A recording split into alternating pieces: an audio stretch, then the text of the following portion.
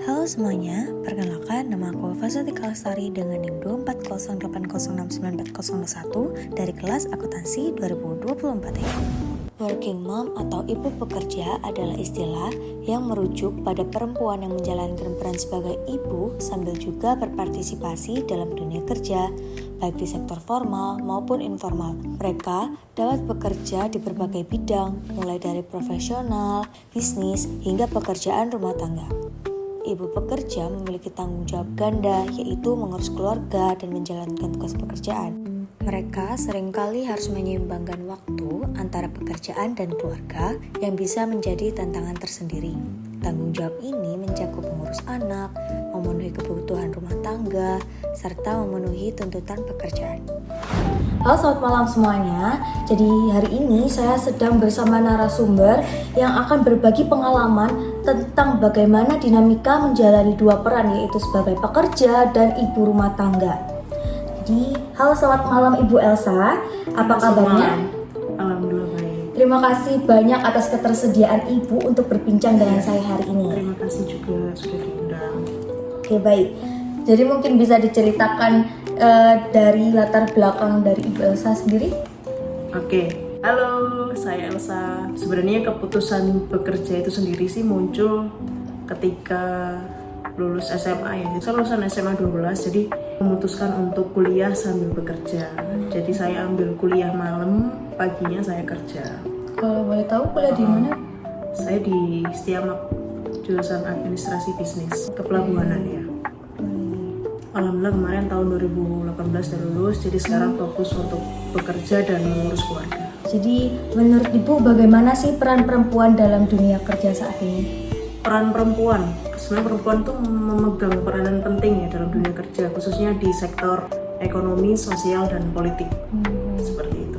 Lalu tantangan terbesar apa yang Ibu hadapi sebagai seorang working mom? Tantangan terbesar sebenarnya membagi waktu ya, menyeimbangkan antara kita di pekerjaan dan peran kita sebagai ibu rumah tangga itu yang tantangan terbesar sih untuk saya saat ini. Apakah Ibu merasa ada diskriminasi atau kesulitan khusus yang dihadapi oleh pekerja perempuan di tempat kerja? Kalau diskriminasi di tempat kerja saya sih alhamdulillah saya belum pernah menemui ya. Cuman diskriminasi, apalagi diskriminasi gender itu di luaran sana masih banyak ya. Kayak diskriminasi gender itu seperti kesenjangan upah antara perempuan dan laki-laki, terus pembagian hak kerja gitu, seperti itu juga. Kadang juga ada beberapa perusahaan yang mengutamakan gender dulu ya. Jadi sering kan kita temui lowongan pekerjaan itu kan diutamakan laki-laki seperti itu sih. Di luar sana masih, cuman kalau di tempat saya bekerja alhamdulillah sih belum ada namanya diskriminasi. Lalu bagaimana Ibu mengatur waktu antara pekerjaan dan tanggung jawab sebagai ibu? Mengingat bahwa tadi Ibu telah menjelaskan tentang sulitnya membagi waktu antara bekerja dan mengurus rumah tangga. Kalau dari saya sih, cara untuk membagi waktu, kita buat daftar tugas harian, terus dari daftar tugas harian itu kita tentukan skala prioritas, mana yang lebih dulu harus kita kerjakan, terus batasan jam kerja itu yang utama. Jadi usahakan kita pulang tepat waktu, karena biar waktu kita bersama keluarga itu banyak, seperti itu. Apa strategi yang Ibu gunakan untuk menjaga keseimbangan antara karir dan keluarga? Strategi ini kalau hasil dari saya diskusi sama teman-teman sesama pekerja juga ibu rumah tangga sih, sebenarnya intinya itu adalah di dalam pekerjaan kita berusaha untuk fokus terhadap tugas utama kita. Jadi kita harus bisa belajar untuk berkata tidak untuk tugas-tugas tambahan yang memang sebenarnya bukan tugas kita. Terus juga kita harus berani juga untuk menolak kegiatan-kegiatan yang sekiranya itu nggak penting ya, atau di luar pekerjaan seperti itu. Dan kita usahakan untuk pulang tepat waktu, jangan sampai bawa pekerjaan itu ke rumah. Waktu di rumah pun kita harus memanfaatkan waktu yang kita punya. Artinya kalau bisa sih gadget apa kita kesampingkan dulu.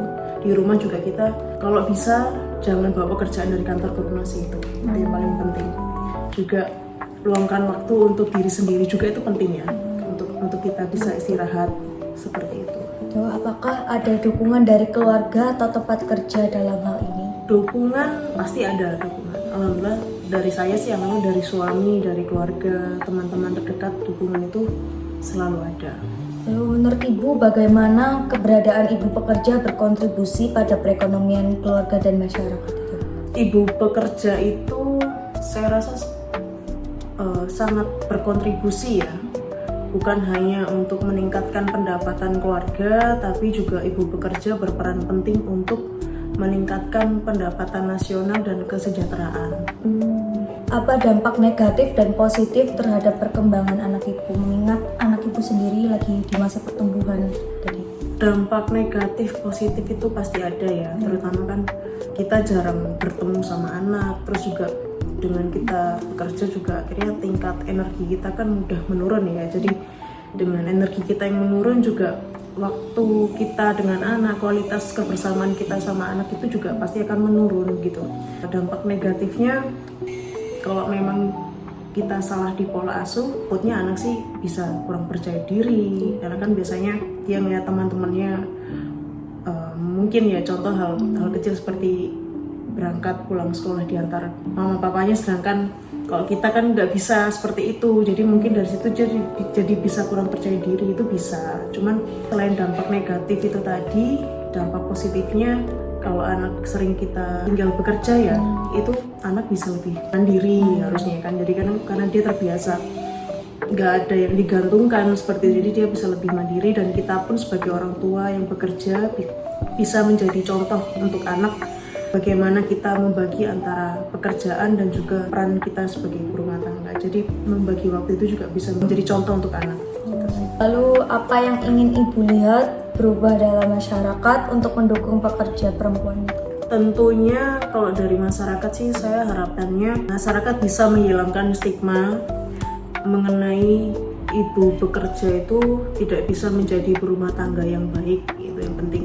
Begitu juga sebaliknya, untuk ibu yang di rumah, ibu rumah tangga tidak bisa menjadi wanita yang sukses, itu stigma itu mesti dihilangkan. Dan juga untuk perusahaan dan juga pemerintah sih bisa memberikan dukungan bagi para ibu bekerja ya, contohnya mungkin seperti cuti bersalin, terus fleksibilitas waktu kerja seperti itu juga. Mungkin juga ada beberapa tempat bekerja yang menyediakan tempat penitipan anak, itu juga harapannya sih itu juga bisa menjadi dukungan untuk kami para ibu bekerja.